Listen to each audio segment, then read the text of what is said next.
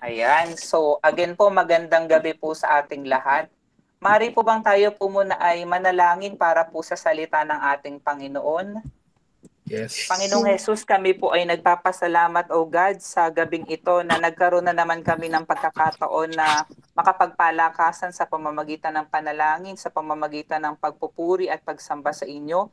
Dalangin po namin, O Father God, na samahan niyo po kami sa gabing ito sa maikling pag-aaral po namin ng inyong pong mga salita.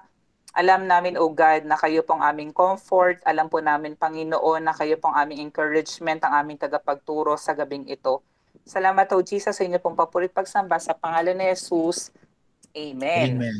Amen. Ayan, so ang title po ng ating pag-aaral ay about people I should welcome in my life. Ayan. So siguro po, kahit na ngayong pandemic, may mga tao pa rin talaga na nagpa-find ways na makarating po sa atin. Minsan, wini-welcome po natin sa mismong ating mga tahanan. Minsan naman po sa ating mga trabaho. So, hindi po tayo exempted sa iba't ibang uri ng tao na dumarating sa ating mga buhay. Amen. So, ang tanong Yes. ko dito po, sabi dyan, ano po bang sinasabi ng Bible patungkol sa pakikipagkaibigan? At ano naman daw po ang ating pamantayan sa pagpili ng kaibigan at paano daw po natin dapat tinatrato ang ating mga kaibigan. Ayan. So ito po yung mga questions na ipaponder po natin sa gabing ito. So basahin po muna natin yung ating main text. Ayan. So basahin ko na lamang po sa Tagalog sa Juan chapter 15 verses 12 to 15.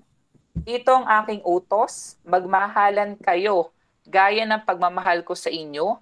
Ang pinakadakilang pag-ibig na maaring taglayin ng sino man para sa kanyang mga kaibigan ay ang ialay ang kanyang buhay para sa kanila. Kayo'y mga kaibigan ko kung tinutupad ninyo ang aking mga utos. Hindi ko na kayo itinuturing na mga alipin, sapagkat hindi alam ng alipin ang ginagawa ng kanyang Panginoon. Sa halip, itinuturing ko kayong mga kaibigan sapagkat sinabi ko sa inyo ang lahat ng naririnig ko sa aking Ama.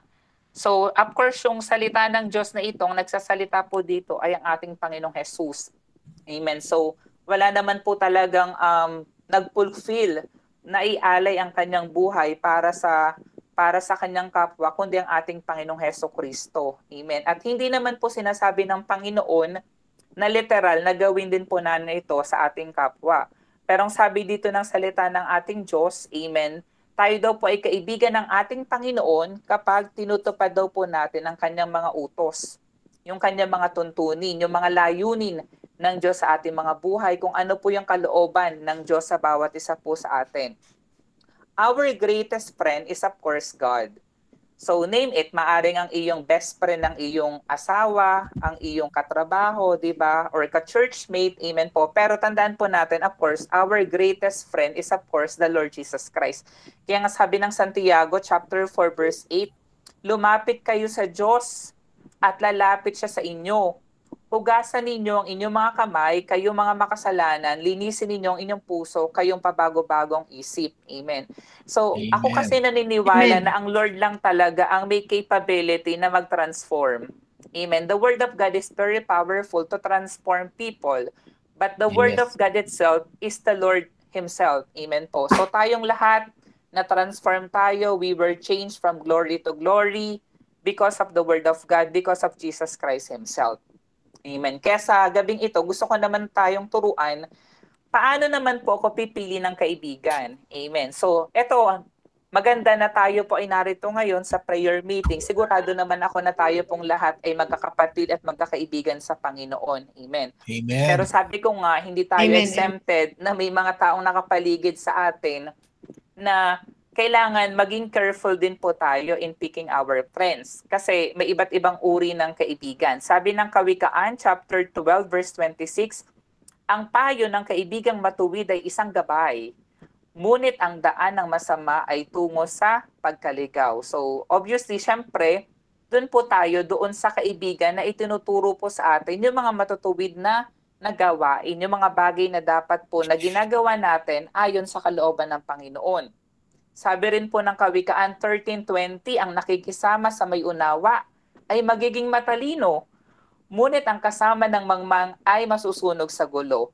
So tingnan niyo po sa ating church, 'di ba? Tayong lahat, since meron tayong wisdom that comes from God, lalo pa tayong lumalalim sa salita ng ating Diyos kasi we are learning from one another. We are learning from the wise people and men and women of God. Amen po. So ganun din, kung ito man po ay hindi man spiritual, so sa pagpili po ng ating mga kaibigan, so make sure na sila po ay meron din wisdom na nanggagaling sa ating Diyos. Kawikaan 14:6-7, ang mangmang ay nag-aaral, pero hindi matuto, ngunit madaling maturuan ang taong may talino. Iwasan mong makisama sa mga taong mangmang, pagkat sa kanila ay wala kang mapupulot na kaalaman.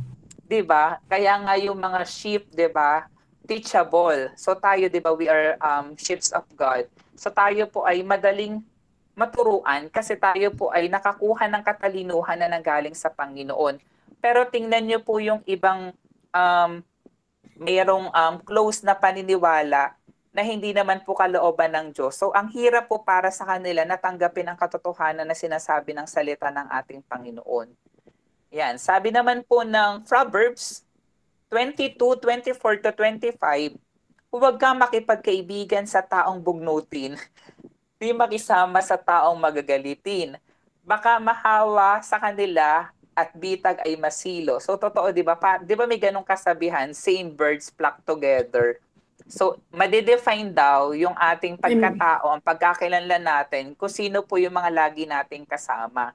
Kaya nga ito po ay magandang pagkakataon sa atin at pinagsasama-sama every Sunday, every Wednesday, kahit po sabihin natin na online, kasi meron po tayong same spirit. Amen. At hindi naman po nag-glorify ang kaaway sa ating ginagawa. So, pag tayo pinagpipraise and nag-worship, andun yung kapayapaan, andun yung kaligayahan, andun yung pag-ibig na nanggagaling sa ating Diyos. 1 Corinthians 15:33, huwag kayong paloloko. Ang masasamang kasama ay nakakasira ng mabuting pagkatao. Ayan. So, kami, mga nasa millennials, pero dito may kasama naman po tayo na nasa Gen Z generation, at yung iba kahit na mga oldies, sigurado naman po ako na may mga pagkakataon sa ating mga buhay na may mga dumating sa ating buhay na masamang impluwensya. Amen. At napakahalaga na we know how to filter yung mga tao na dumadating sa ating mga buhay. Ngayon, paano naman po dapat natin tinitreat ang ating mga friends? So sabi ng Lucas 6:31, this is a very common verse, gawin ninyo sa inyong kapwa ang nais ninyong gawin nila sa inyo. And then, magmahalan kayo, sabi ng Roma 12:10, bilang magkakapatid at pahalaga ninyo ang iba ng higit sa pagpapahalaga nila sa inyo. So this is very difficult, ha? Kasi 'di ba, considering others better than yourselves, lalo na kung sa pamantayan ng sarili nating kaisipan, mukhang hindi naman siya talaga better than me. Pero sinasabi dito ng Word of God, of course, that is way on how we respect other people. Kaya nga ang Lord hindi naman nakatingin actually sa educational attainments, sa ating wealth, kundi nakatingin lagi sa ating mga puso. Sabi rin ng Efeso, chapter 4:29-32, huwag kayong gumamit ng masasamang salita, kundi iyong makakapagpalakas at angkop sa pagkakataon upang makapagdulot ng mabuti sa mga nakakarinig. At huwag ninyong saktan ng kalooban ng Espiritu Santo kasi po, the Holy Spirit is a person. So nasasaktan din po ang banal na Espiritu sapagkat siya ang tatak ng Diyos sa inyo. Ang katibayan na kayo tutubusin pagdating ng takdang araw. Alisin na ninyo ang lahat ng sama ng loob, puot at galit. Huwag kayong mambubulyaw, manlalait at mananakit ng damdamin ng kapwa.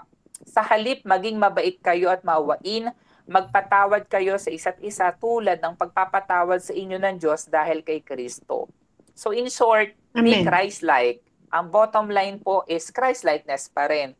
So kaya nga po tayo tinawag ng Lord para maging kamukha at katulad ng Diyos, and then at the same time, mag-manifest po sa atin yun, and we can also bring other people to God because of that good testimony na meron po tayo.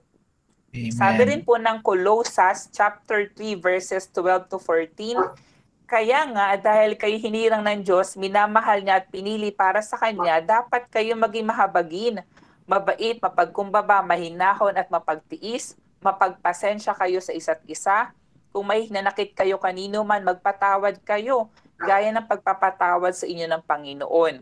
At higit sa lahat, taglayin ninyo ang pagmamahalan na siyang nagbubuklod sa lahat sa ganap na pagkakaisa. So lagi naman pong ganoon, laging ina-anchor tayo ng ating pananampalataya sa pag-ibig ng Diyos. At yung pag-ibig ng Diyos, yun din yung nag-a-anchor sa atin to love other people as well. So laging ang bottom line is love because God is love. Bakit po ba mahalaga ang friendships? Ayan, siguro lalo na po tayong mga matatagal na sa Panginoon, sigurado naman po ako na ang dami na pong mga talagang tunay na kaibigan na dumating sa ating mga buhay. Amen po ba? Ayan. So, Amen. ang mga kaibigan po ay guidance counselor. 'Di ba? So, sila yung nagbibigay po sa atin ng guidance kung ano po yung mga dapat po nating gawin. Sila po yung mga nahihingan po natin ng magagandang advices, godly advices po to be very specific. And then sila din po ay kapatid natin. A friend loves at all times and a brother is born for adversity. Sila din po ay ating advisor, just like a teacher that we could listen to, and then sila yung magbibigay sa atin ng instruction at sila din nagbibigay sa atin ng wisdom. And then sabi dito, mahalaga rin po ang friendship kasi doon tayo nakakakita or nakakakuha ng mga wise people. Because a wise man is full of strength and a man of knowledge enhances his might. And then lastly, sabi ko dito, sharpener. Because iron sharpens iron and one man sharpens another. So 'di ba? Tayo habang naglilingkod tayo sa Panginoon, lalo tayong tumatalas, amen, sa Panginoon. Lalo pa tayong lumalalim sa Lord, nag-grow tayo sa knowledge and understanding of God's grace. Amen po. Ayan, so sa aking conclusion, nag-lay down lang ako, mabilis lang po ito, 7 special people that God will bring into your life. O, di ba excited ba tayo? Baka po ito'y nahanap na natin sa ating church, or dumating na po sa ating buhay, or maaring kasama natin sa mga oras na ito. Number 1, naniniwala ako that the Lord will give you Jonathan. So, the Lord will give you your Jonathan. So, sino po ba si Jonathan? Si Jonathan is a person who stays loyal though you are not loyal. He will be your spiritual best friend. So, di ba kilala po natin si Jonathan? Alam po natin na spiritual best friends po si David and si Jonathan. And then, bagamat alam naman po natin na si Jonathan po ay son po ni Saul, pero hindi niya po tiningnan yung kanilang pagiging mag-ama para hindi po siya maging loyal sa kanyang spiritual best friend, which is David. Amen po. So, sinasabi lang po dito na may mga ganan, may darating sa buhay natin, ibibigay ng Panginoon na minsan may mga chances na hindi tayo loyal, pero nananatili pa rin loyal yung ating kaibigan. Amen. So, maaring yan yung asawa mo, maaring yan yung anak mo. Amen po. Number 2, the Lord will also give you your Barnabas. Ayan. So, kinuha ko yung tsura ni Barnabas. Sino po ba si Barnabas? Sabi po dito, someone who makes you famous, even to the extent that he is not regarded or known. He stays at your back no matter what. Yung parang kantang Wind Beneath My Wings, di ba? Laging ganun. Yung mga magulang ganyan eh. Hindi para sila ay mag-glorify, hindi para sila ay maging famous, pero masaya sila kapag na-afflict yung kanilang mga anak. Amen po. So ganun din, di ba tayo sa church? So we're also happy kapag may mga tao na ginagamit mightily ng Lord. Ito man po ay sa praise and worship, sa pagpapahayag ng salita ng Diyos, mga musicians. Amen. So katulad po ni Barnabas, Barnabas is a son of encouragement. Yun ang kanyang nickname. An encourager is a helper. An encourager helps others by giving them what they need or by speaking good words to them. Ayan. So, di ba, laging may mga nag-i-encourage sa atin, nakaka-experience po tayo niyan. Hindi man po physically na may binibigay sila sa atin, pero yung encouragement na binibigay po nila sa atin is enough for us to be encouraged. Pangatlo, your Nathan. Ayan. Nathan, he is the one who always speaks the truth. One who rebukes you, and he will be the mirror of your life. So, di ba alam naman po natin yung ginawa ni Nathan? Siya yung nag-remind kay David kung ano po yung maling ginawa po ni David. So dapat ito ay pinagpapasalamat din natin kapag may mga tunay tayong kaibigan na kinukorek tayo, sinasabi sa Amen. atin kung ano yung mga hindi maganda nating ginagawa that needs improvement. Amen. Kasi ito po ay for the benefit din po natin in the long run. Actually, kaya ang pangalan ng kotse ko po ay Nathan kasi no ako'y nagdi-devotion nung binili po yung kotse, dito po ako, nasa 2 Samuel. So, pinangalan ko sa kanya ay Nathan. Ayan. Number 4, Nehemiah. Ayan, maganda makahanap ng Nehemiah. I'm sure marami ako Nehemiah dito kasi marami nagpe-pray para sa akin. Diba? Yung mga pastors natin, tayo, we're praying for one another. Si Nehemiah po, your Nehemiah will always pray for you. Ayan. He is a prayerful man who's always ready, available, and there for you. So, hanapin natin yan. At for sure, marami niyan. Marami niyan sa ating mga buhay. Maraming binigay ang Lord sa atin. These are people, these are men and women of God na nananalangin para sa bawat isa sa atin. Amen. So, hanapin po natin si Nehemiah sa ating mga buhay. Number 5, your Paul.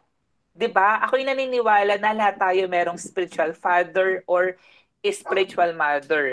Sila yung nagturo sa atin, nag-train sa atin, tinuruan tayo mag-grow at mag-mature. Siya yung instrument ng Lord sa atin para po tayo ay ma-win, para po tayo po ay ma-save. At until now, ginagamit pa rin ng Lord para tayo po ay mas mag-grow pa sa ating faith sa Panginoon. So naniniwala din ako na lahat ng Kristiyano ay merong Paul. Kasi lahat Amen. tayo po ay may ginamit ang Lord para po tayo ay makakilala sa Kanya bilang sariling Panginoon at tagapagligtas. Number 6, your Ruth. Ayan, di ba? Alam naman po natin yung story ni Ruth. She will never leave you nor forsake you. Many people will walk out of your life, but she remains. Di ba? So alam naman po natin yung nangyari kay Ruth. Amen. Hindi pa rin niya iniwan yung kanyang biyanan kahit na yung kanyang asawa ay namatay na po. So, ganun din. May mga tao talaga, amen, mga godly people of God na ibibigay sa atin ng Diyos na ni kailanman hindi nila tayo iiwanan. So, maganda makahanap tayo ng Ruth, amen, sa ating mga buhay. Amen. Number Amen. 7, you're Elijah. Ayan, siya naman yung magiging source ng God's anointing and ministry for your life. He is a man full of wisdom and anointing from God, and He will transfer it to you, or siya yung maglilid sa'yo para magawa mo rin yung ministry mo sa Panginoon. So ito siguro mga pastors, yan mga pastora natin, na sila nagbibigay sa atin ng ministry na pwede nating ma-contribute sa church. Of course, the anointing comes from God, but then again, may ginagamit ang Lord na tao para ma-fulfill natin yung kalooban ng Lord sa ating mga buhay. Ayan, so i-recap natin. So I hope mahanap natin to, or nahanap na natin siguro, baka perfect na tayo. Our Jonathan, our Barnabas, our Nathan, our Nehemiah, our Paul, our Ruth, and our Elijah. And most importantly, dito ko gustong i-close. Na syempre, walang hihigit pang magiging kaibigan natin kundi ang ating Panginoon because we are friends of Jesus Christ. Sabi nga ng John 15:15, I no longer call you servants because a servant does not know his master's business. Instead, I have called you friends, for everything that I learned from my Father, I have made known to you. So, di ba ang ganda nun? Lahat ng sikreto daw Amen. na meron yung ating Panginoon ay pinapaalam niya din po sa atin. So, ibig sabihin na sa atin lang pala yung bola. So, kung ano yung gusto ng Lord na mangyari sa buhay natin, ano yung gusto ng Lord na sabihin niya sa atin. So, patuloy lang daw tayong lumapit sa Kanya and the Lord will reveal everything to us. At sabi ng James 2:23, and the scripture was fulfilled that says, Abraham believed God, and it was credited to him as righteousness, and he was called God's friend. Ayan. So sabihin nga po natin, I am a friend of God. I am a friend I'm a of friend God. of God. Amen. Sige po, so tayo po ay manalangin. Ayan. So, Panginoong Jesus, salamat nga po, O God, sa oras na ito Yes, na Lord. kami po ay nakapakinig na inyo pong mga salita. Salamat, O Jesus Christ, na tinuturuan nyo kami, yung mga tao na i-welcome namin sa aming mga buhay, at tinuturuan nyo rin po kami na ipalala na may mga tao na kayong binigay sa amin, Panginoon Lord God, at patuloy na ang friendship na hinahanap po ng bawat isa, Panginoon, ay maging ayon sa inyong kalooban. Kayo pong aming kaibigan, O Jesus Christ. Alam po namin, O Father God, na lahat ng pinagdadaanan po namin ay pwede po naming sabihin sa inyo. Kayo po ay open door, Panginoon. Lahat ng mga tanong namin ay sasagutin po ninyo. Lumapit lamang kami sa inyo. Patuloy lamang kami magtiwala sa inyo. Patuloy lamang kaming manalangin sa inyo, O Father God. Kaya Lord, salamat, O Jesus Christ. Patuloy ka naming pupurihin. Patuloy ka naming sasambahin, pararangalan sa pangalan ni Jesus. Amen. Amen. Hallelujah, Jesus. Amen. Hallelujah. Praise God.